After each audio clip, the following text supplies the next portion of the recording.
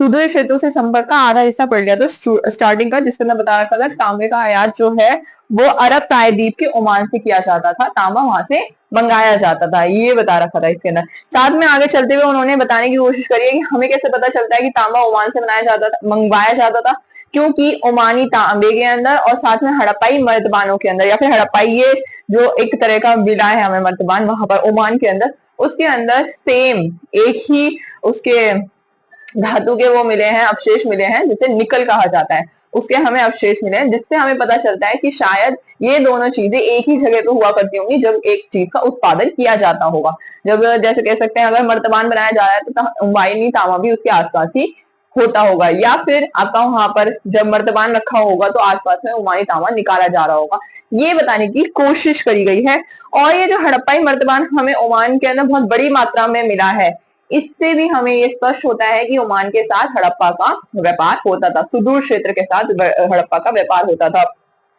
ये जो मर्दमान मिला है इसके ऊपर काली मिट्टी की बहुत गाढ़ी परत चढ़ाई गई है, जिससे हमें क्या पता चलता है कि इसके अंदर कोई तरल पदार्थ रखा जाता होगा जिसको बाहर रिसाव के से रोकने के लिए इसको अंदर रखा गया, इसको एक तरह से इसके ऊपर ये परत चढ़ाई गई है, ये बताया गया है।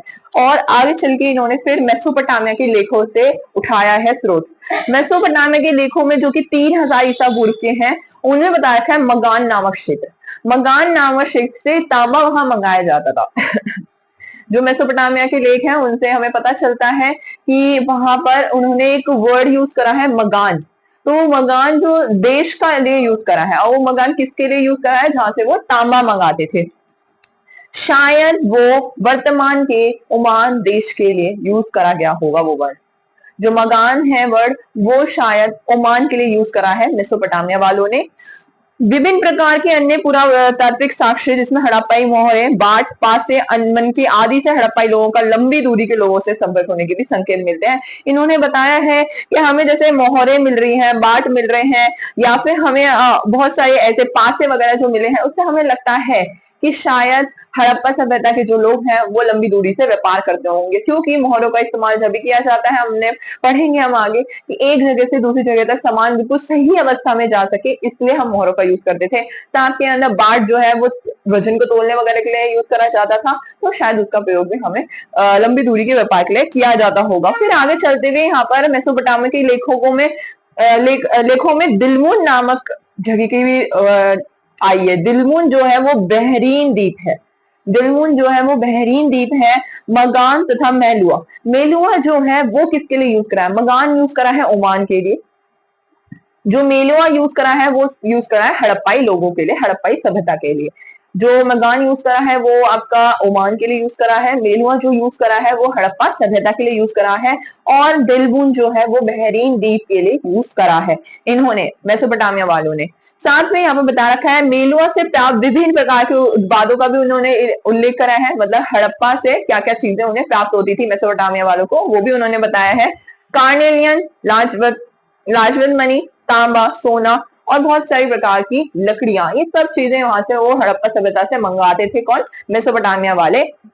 मेलुआ के संबंध में एक मेसोपोटामियाई मिथक भी आता है। मिथक मतलब होता है एक ऐसा लाइन, ऐसी वर्ड जो शायद सच ना हो, वो होते हैं मिथक, कि हमें इमेजिनेशन करते हैं हम।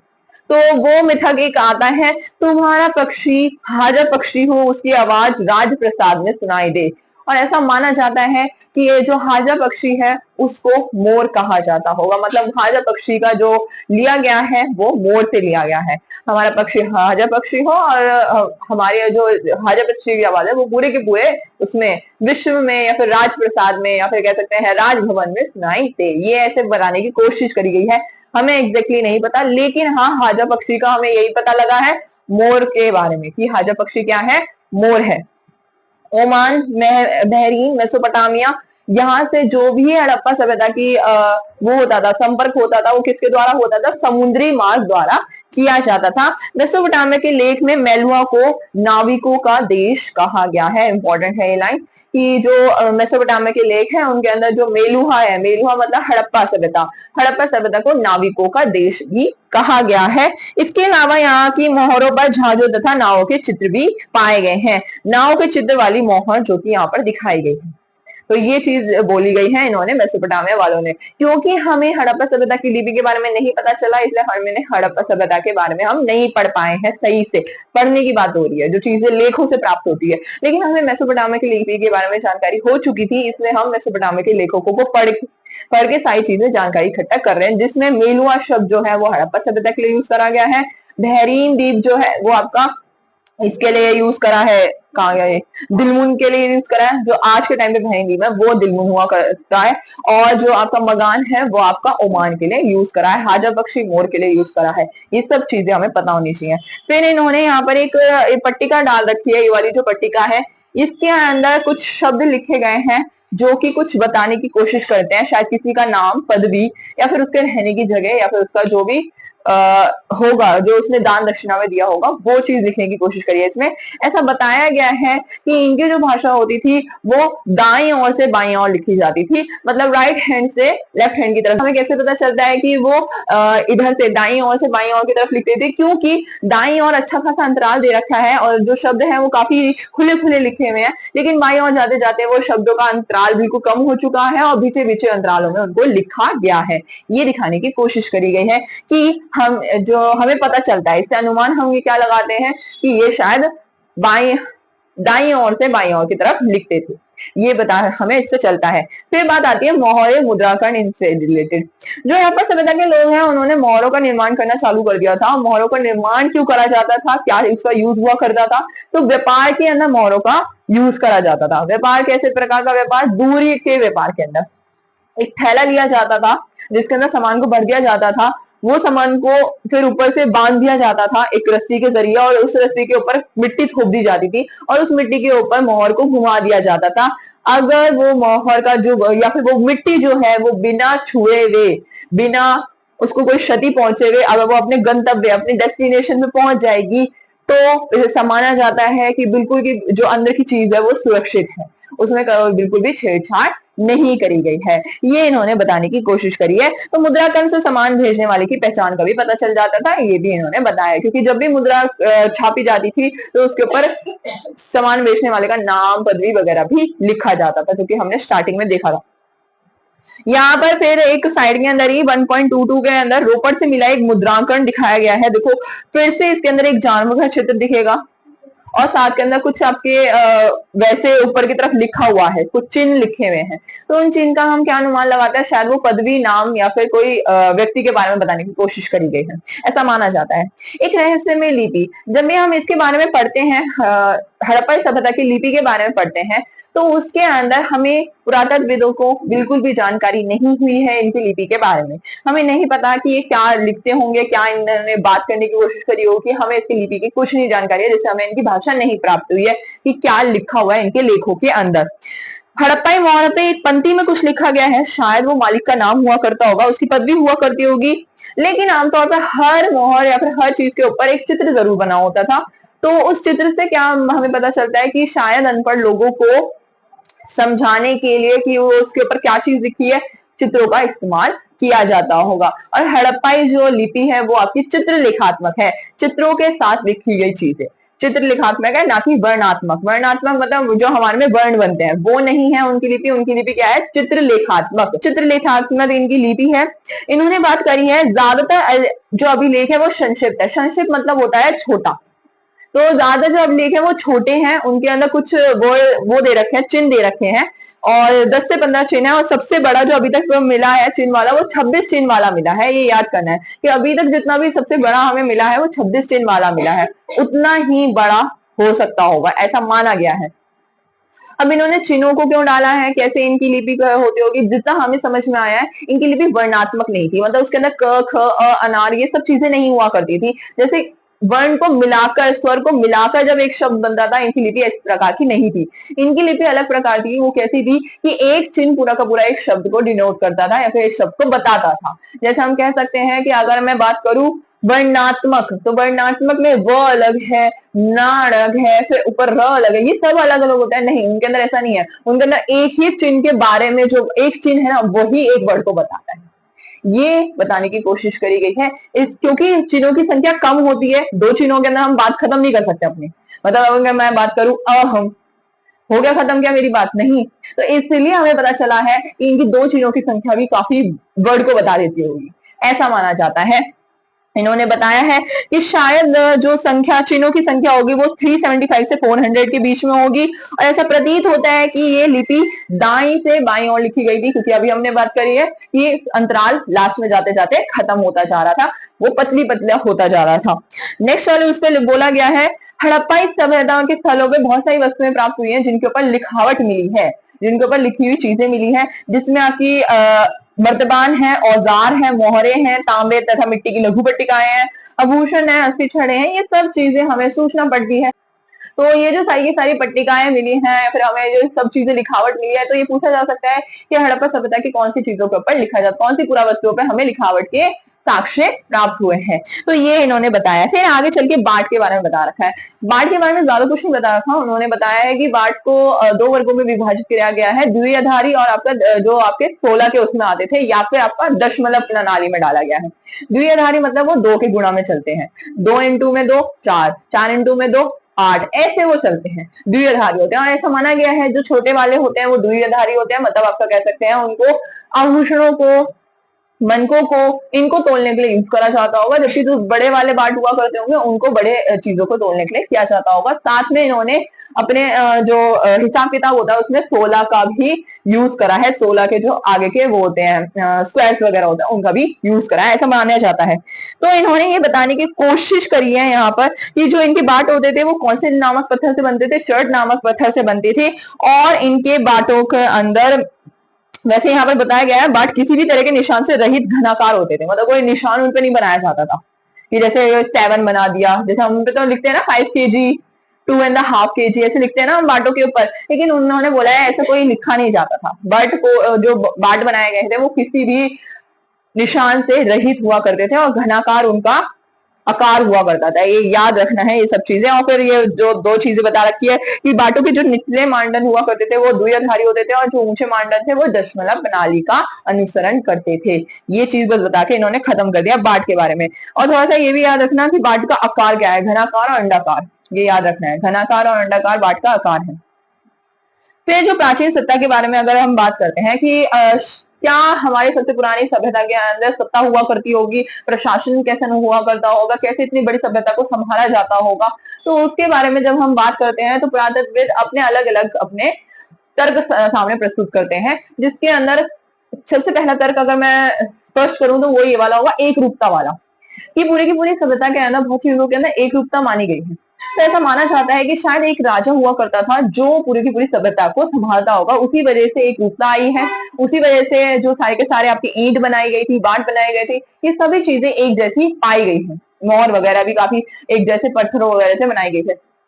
फिर हम बात करते हैं दूसरे उसके अंदर कि अलग अलग जो बड़ी बड़ी बस्तियां हुआ करती थी, मोहनजोदड़ो, दूसरे पुरातत्वविद यही मानते हैं कि जो अलग अलग बस्तियां हुआ करती थी, जैसे बड़ी बड़ी बस्तियां मोहनजोदड़ो हो गए, हड़प्पा हो गए, ऐसी बस्तियों के अंदर शायद अपने खुद के एक सरदार हुआ करते होंगे, जो इन बस्तियों के जरिए थोड़ी छोटी छोटी बस्तियों को कनेक्ट करके शासन किया करते होंगे हड़प्पा सभ्यता के ऊपर, ऐसा माना जाता है। जैसे होता है ना कि जिला के ऊपर शासन हो रहा है तो जिला के अंदर गांव अपने आप ही आ जाता है, तो बहुत सारे गांव भी उन्हीं के अंदर ही आ गए, तो ऐसा माना जाता है कि बड़ी बस्ती पे शासन हुआ करता होगा, मेसोपोटामिया मोहनजोदड़ो पे शासन हुआ करता होगा, और उसी के अंदर ही बहुत सारी बस्तियां छोटी छोटी भी आ जाती होंगी।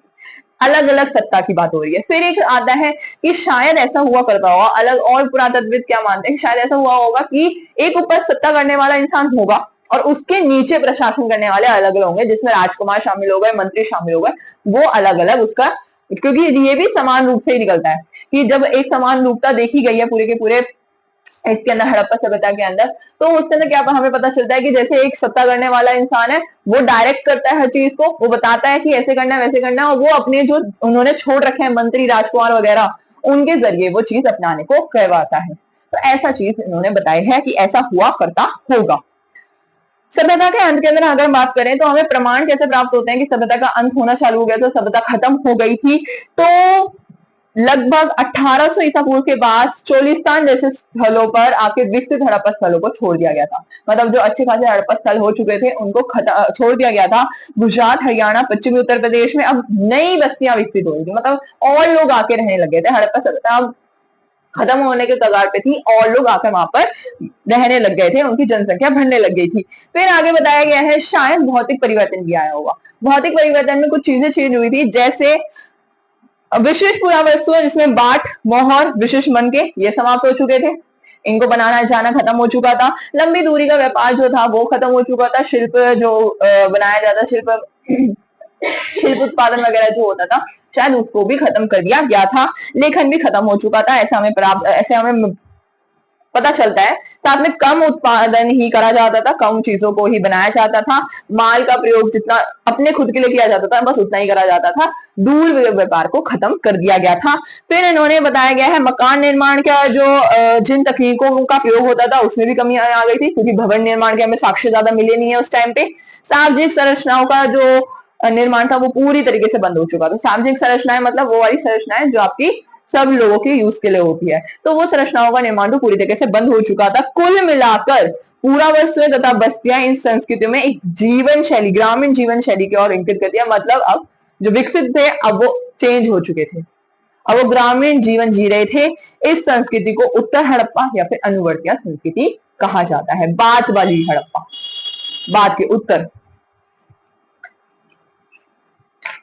फिर आगे बताया गया है परिवर्तन के कारण। अब प्रमाण तो हमें पता चल गया कि इन प्रमाण से हमें पता चलता है कि हड़प्पा सभ्यता खत्म हो चुकी थी, लेकिन कारण क्या हुए होंगे, कारण के अंदर क्या क्या चीजें आती हैं। तो कारण में आपके जलवायु परिवर्तन आता है, जलवायु परिवर्तन की वजह से शायद हड़प्पा सभ्यता खत्म हुई थी।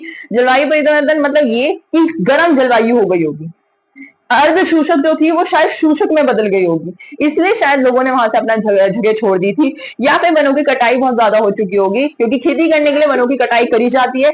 इस वजह से ऑक्सीजन वगैरह के अंदर चेंजेस आए होंगे, उसके वजह से जलवायु परिवर्तन की वजह से भी। साथ में हर कुछ दशकों बाद, कुछ शताब्दियों बाद चीजें चेंज होती है, क्लाइमेट चेंज होता है, तो शायद उसकी वजह से भी वहां से छोड़ा गया होगा, ऐसा माना गया है। साथ में बहुत सारी बाढ़ आ गई होगी, अत्यधिक बाढ़ आने के कारण भी वहां से छोड़ा गया होगा। वायु परिवर्तन हो चुका है था, शायद वनों की कटाई हो चुकी थी, शायद जो बाढ़ है वो सबसे ज्यादा आ रही थी, और नदियों का सूख जाना या फिर उनका उपयोग थोड़ा बहुत चेंज हो चुका था, ऐसा माना जा रहा है। नदियां कौन से सूख जाने की बात हो रही है, जो आपकी सरस्वती नदी निकलती थी, यमुना नदी की, जो मैंने बताया था कि इधर की साइड जाती थी वो दोनों नदियां, लेकिन वो नदियों ने परिवर्तन कर दिया और एक नदी तो पूरी की पूरी लुप्त हो चुकी है आज के टाइम तक, वो पहले ही लुप्त हो चुकी थी।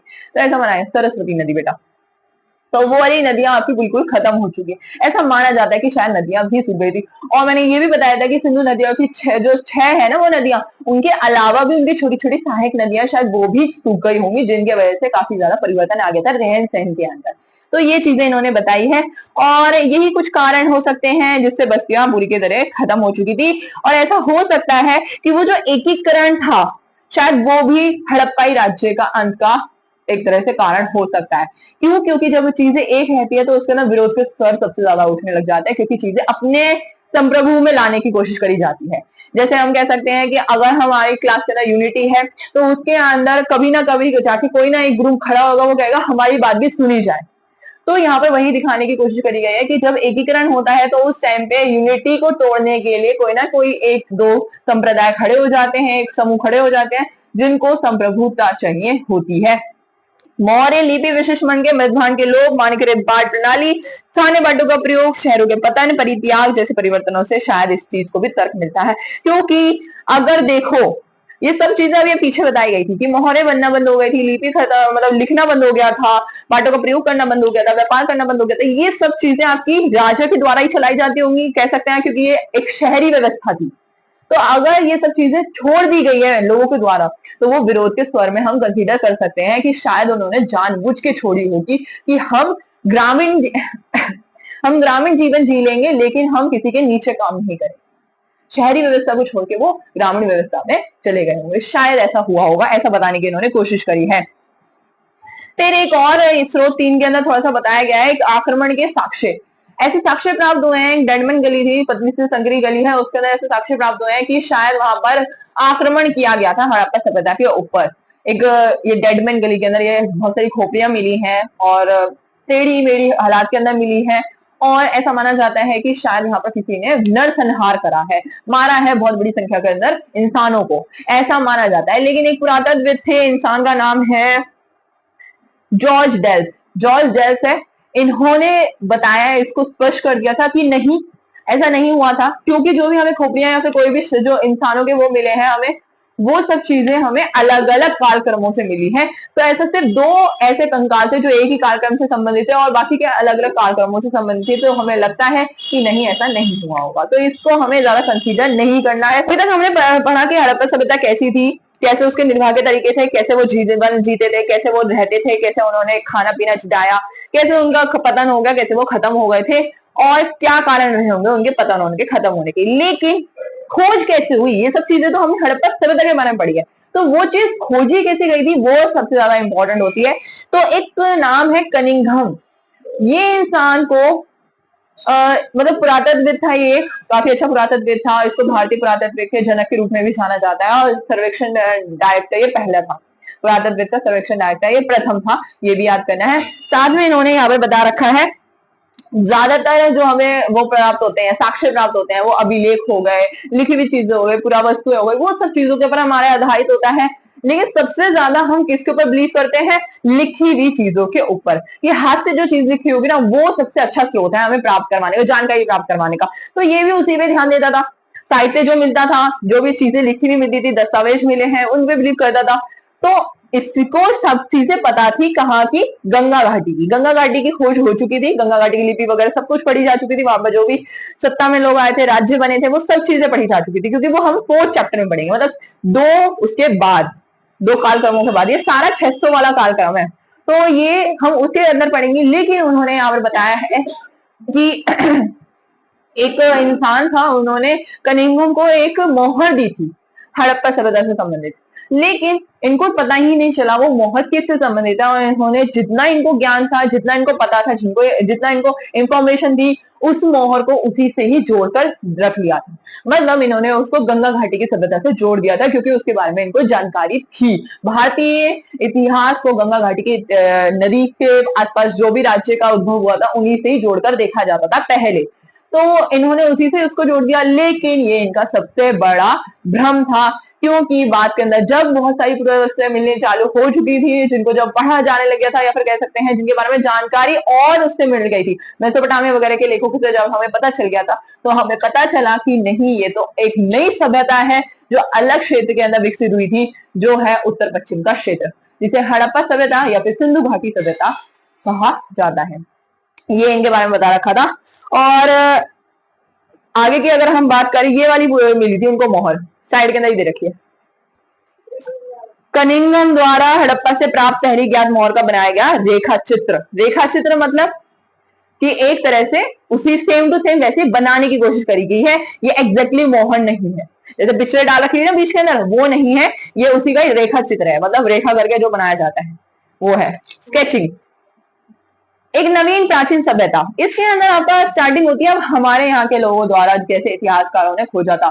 तो 20वीं शताब्दी के प्रारंभ दशकों में दयाराम साहनी जो था, उसने हड़प्पा सभ्यता की मोहरों को खोजना चालू कर दिया था। फिर रखालदास बनर्जी जो था, उसने भी मोहनजोदड़ो के अंदर सेम हड़प्पा सभ्यता की खोज दी थी मोहरें। जो रखालदास बनर्जी था, उसने मोहनजोदड़ो में खोजी है, और जो दयाराम साहनी है उसने हड़प्पा सभ्यता में खोजी है, ये बताया गया है। 1925 तक जो जॉन मार्शल था, वो पूरे विश्व के सामने उसने ये घोषणा कर दी थी कि सिंधु घाटी में एक नवीन सभ्यता की खोज हो चुकी है। और फिर उसी के आगे यहाँ पर बता रखा है, एस एन राव ने अपनी द स्टोरी ऑफ आर्कियोलॉजी, इसके अंदर लिखा है कि जॉन मार्शल ने जहां भारत को पाया था, उससे उसको 3000 वर्ष पीछे छोड़ दिया था। इसका मतलब ये था कि जॉन मार्शल ने अब एक नई सभ्यता को खोज निकाला था, क्योंकि इस टाइम पे 1924 के टाइम पे यही पुरातत्वविद के सर्वेक्षण डायरेक्टर जान रहे थे, तो इसलिए यहाँ पर बताया गया है।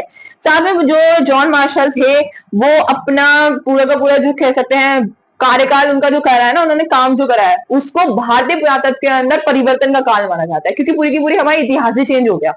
हमारा इतिहास आगे से जुड़ता था, लेकिन हमारा इतिहास 3000 वर्ष पूर्व और पीछे हो गया। तो ये इन्होंने बताने की कोशिश करी है। मार्शल भारत में कार्य करने वाले ऐसे पहले पुरातत्वविद थे जो इसे पेशेवर ढंग से पेशा मांग के काम करते थे। ये ऐसा बताया गया है। यूनान और क्रीट का जो भी उनका कार्यों का अनुभव था, उसको भी इन्होंने इसके अंदर साझा करा था, मतलब हेल्प ली थी उसके कार्यों से भी कि हाँ यहाँ पर उस तरह से खोजें करी जाए। साथ के अंदर कनिंघम की तरह इनको भी आकर्षक खोजों के अंदर दिलचस्पी थी, लेकिन वो दैनिक जीवन की परिस्थितियों के अंदर ज्यादा बिलीव करते थे जानने के अंदर कि उनकी जो आम लोग हैं उनकी जीवन परिस्थितियां क्या होती होंगी, वो उसमें ज्यादा बिलीव करते जानने में।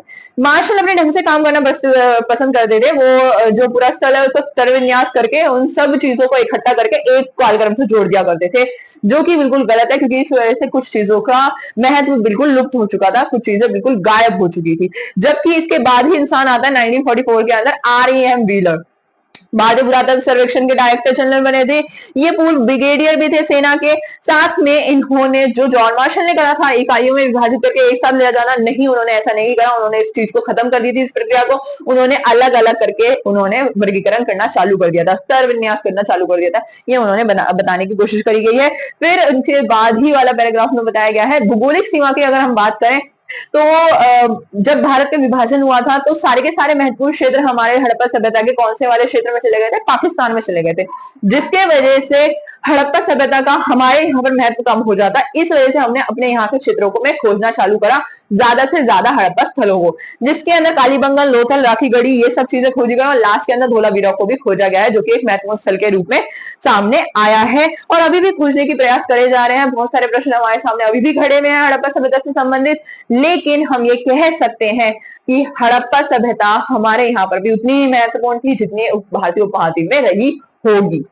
आगे चल के उन्होंने बताया है 1980 के दशक के अंदर सिर्फ भारतीय पुरातत्वविद ने ही और भी अंतरराष्ट्रीय तौर पे अंतरराष्ट्रीय समुदायों के अंदर महत्व बढ़ चुका था हड़प्पा सभ्यता की, क्योंकि ये मूल्यवान सभ्यता के रूप में सामने आ गई थी। सबसे पुरानी सभ्यता में से एक थी, जिस जैसे मेसोपोटामिया मिस्र की सभ्यता थी, वैसे ही अभी हड़प्पा सभ्यता भी सबसे पुरानी सभ्यताओं में से एक बन चुकी थी और अब नई नई तकनीकों का यूज करा जाता था, वैज्ञानिक तकनीकों का यूज करा जाता था इसकी चीजों को खोजने के अंदर, और मिट्टी, पत्थर, धातु के वस्तुएं, वनस्पति, जानवरों, इन सब के अवशेष प्राप्त करने के लिए स्थय की खोज, साथ साथ में जो भी मौजूदा साक्ष्य उनको बिल्कुल सूक्ष्म जानकारी इनकी ली जाती थी। छोटी सी छोटी जानकारी लेके हमने सारे के सारे स्रोत प्राप्त करने की कोशिश करी है। अतीत को जोड़कर पूरा करने की समस्या के अंदर आपका यहाँ पर बता रखा है कि हमें बहुत सारी ऐसी चीजें नहीं प्राप्त होती, हमें पता ही नहीं चलता, हम बस अनुमान लगा देते हैं।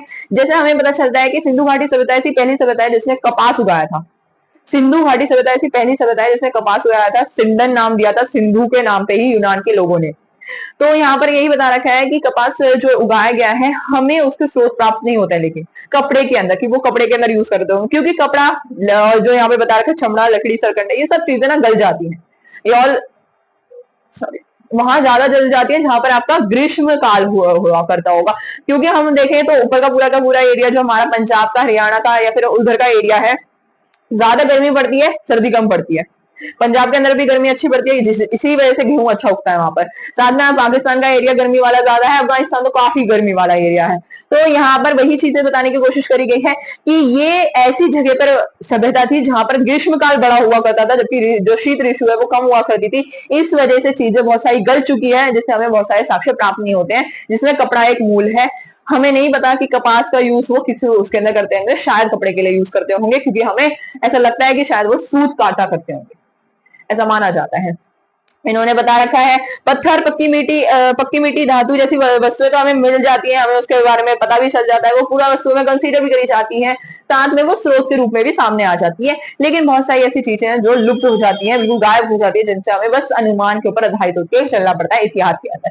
खोजों के वर्गीकरण के अंदर एक क्वेश्चन है, पुरातत्वविद किस प्रकार का अतीत का पुनर्निर्माण करते हैं, कैसे वो अतीत के बारे में जानकारी इकट्ठा करते हैं।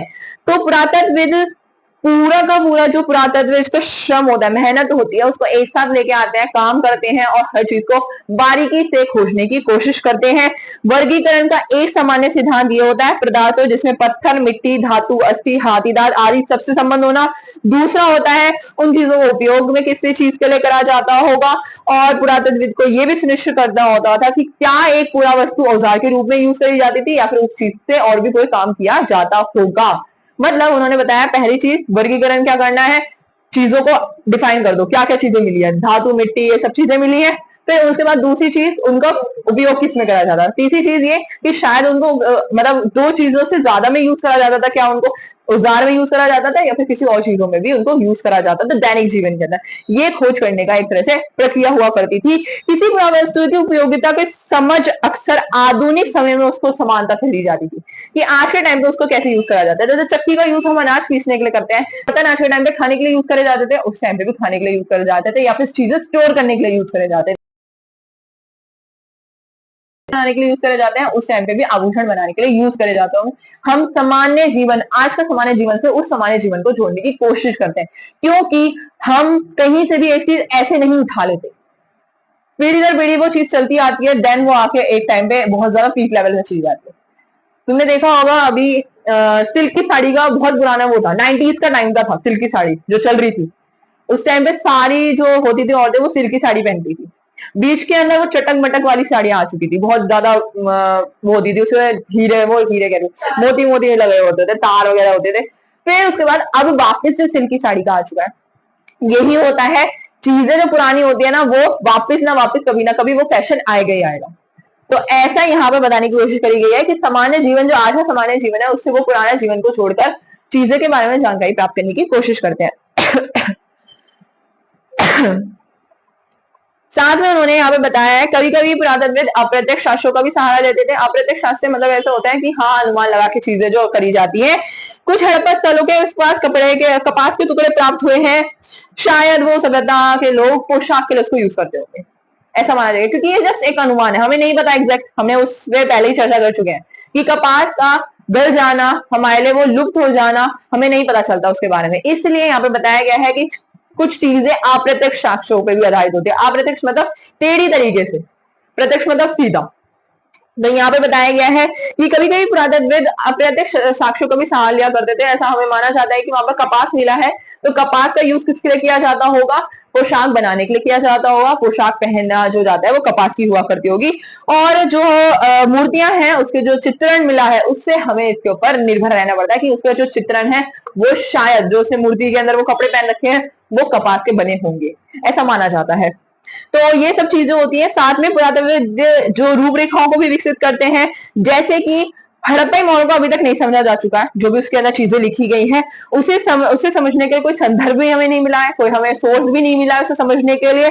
सांस्कृतिक अनुक्रम जिसमें वह पहले ही प्राप्त हो चुकी थी, मेसोपोटामिया में खोज से ही हम तुलना करते हैं, उसी से ही वो संबंध रखती है। मतलब हम ये कह सकते हैं कि हमें हड़प्पा सभ्यता की लिपि से कुछ नहीं पता चला है, लिखावट से कुछ नहीं पता चला है, क्योंकि हमें उसके बारे में जानने के सोर्स हमारे पास नहीं है उस लिपि को जानने के लिए। लेकिन हम मेसोपोटामिया से उसको जब संबंध करके देखते हैं तो हमें उसके बारे में कुछ कुछ समझ में आ जाता है हड़प्पा सभ्यता के बारे में। जैसे नाविकों का देश उसको कहा गया था, हाजा पक्षी इसका राजप्रसाद वाला पक्षी, मतलब एक तरह से कह सकते हैं कि इनका राष्ट्र पक्षी कहते हैं ना हम, उस टाइम पे राज पक्षी हुआ करता होगा, काफी फेमस होगा, वो बताया जा सकता है, मेन होगा। मोहरों के ऊपर शायद पदवी वगैरह लिखी जाती होगी, व्यापार करने वाले का नाम लिखा जाता होगा। ये सब चीजें हमें मेसोपोटामिया के लेखों से थोड़ी थोड़ी प्राप्त हुई है, सिमिलैरिटीज में ली है। कुछ चीजें सिमिलैरिटीज में नहीं थी, कुछ चीजें सिमिलैरिटीज में थी। जब हम इतिहास को पढ़ते हैं तो वो किसी एक के द्वारा बोली गई बातें होती है, और वो एक मैं भी हो सकती हूँ, वो एक कोई और भी हो सकता होगा। जितना उसने अपने बुद्धि का इस्तेमाल किया उतना इतिहास लिख चुका है वो, तो उतना इतिहास हम पढ़े जा रहे हैं, और उतना इतिहास हम आगे वाले इंसानों को भी पढ़ाएंगे, जैसे मैं पढ़ा रही हूँ। जितना मैंने पढ़ा उतना मैं पढ़ा रही हूँ, अब तुम जितना पढ़ोगे उतना तुम किसी और को बता पाओगे। ऐसे इतिहास का आगे फ्लो होता है। लेकिन उसके अंदर हम कभी भी, मैं तुम्हें जब पढ़ाती जब क्वेश्चन मार्क नहीं बोलती। यही कला होती है एनसीईआरटी, मतलब कह सकते हैं बुक को पढ़ने में और समझाने के अंदर। बुक को हम जब पढ़ेंगे वो पूरा का पूरा सस्पिशियस होती है, शक की नजर में होती है, हर चीज के अंदर क्वेश्चन मार्क होता है। सीढ़ी थी शायद, कुएं थे शायद, ये था शायद, मतलब हर चीज के अंदर जो शायद लगाया गया है, उसका क्यों लगाया गया है, क्योंकि कोई एक एग्जैक्ट चीज नहीं पता हमें। अनुमान है हर चीज के बारे में, और अनुमान के आधार पे ही ये दुनिया चल रही है, अनुमान। तो यहाँ पर इन्होंने व्याख्या की समस्या के अंदर जो बताया गया है, ये तो सबसे ज्यादा ऐसा टॉपिक है जो शक की नजर से भरा हुआ है। मैंने इसलिए बोला था लास्ट के टॉपिक तक जाते जाते ना तुम्हें ऐसा लगेगा चीजें क्यों ऐसे घुमा रखी है इन्होंने, सीधा सीधा बता दो था या नहीं था, ये नहीं बताना चाहते क्योंकि इनको खुद नहीं पता सही से। एक मिनट मोती मिल गया ये वाली, और मैं भी इधर से नहीं पढ़ा रही, पहले बता रही हूँ, मैं इधर से पढ़ाऊंगी तो मैं बीच बीच में क्वेश्चन मार्क जाऊंगी, तो इससे बढ़िया समझो जो बताने की कोशिश कर रही है। ये वाली मोटी मिली है, इस मूर्ति के अंदर ऐसा माना जाता है कि ये मातृ देवी हुआ करती हो, क्योंकि इसको पूजा जाता होगा। जिस हिसाब से इसके सर के ऊपर इतना बड़ा सा विशाल सा ये प्रसाद दिख रहा है, प्रसाद मतलब एक तरह से वो कहते हैं क्राउन, क्राउन को हिंदी में क्या कहते हैं, मुकुट, वो दिख रहा है, शायद ये एक मातृ देवी हुआ करती होगी। मातृ देवी मतलब भूमि से जुड़ी हुई देवी, क्योंकि ये भूमि को पूजा करते थे। साथ के अंदर मोहरे हो गई, कोई भी आपके जो भी हमें पट्टिका वगैरह का वो मिला है अंशुल है, उसके ऊपर चित्र वगैरह जो उकेरे गए हैं उनके अंदर हमें कुछ कुछ जगहों पर पत्तियां वगैरह काफी दिखाई गई हैं, पत्तियां हो गई, पेड़ पौधे हो गए, ये दिखाए गए हैं, जिससे हमें ये पता चलता है ये प्रकृति की भी पूजा करते होंगे। क्योंकि चीजों को हम उन्हीं चीज, जब जिस चीज से प्यार होता है ना, हम उसी चीज को अपने हाथ पैर वगैरह पे भी बनाते हैं ज्यादातर। तो हमें यहाँ पर वही दिखाने की कोशिश करी गई है कि मोहर के ऊपर जो इतनी सारी पत्तियां पेड़ पौधे प्राप्त हुए हैं, जानवरों को इतना सारा प्राप्त हुआ है, उससे ये भी पता चलता है कि शायद ये प्रकृति की पूजा करते हो, प्रकृति से जुड़े जुड़ाव होगा इनका, क्योंकि काफी पुराना टाइम है, तो उस टाइम पे तो प्रकृति काफी इंपॉर्टेंट हुआ करती थी।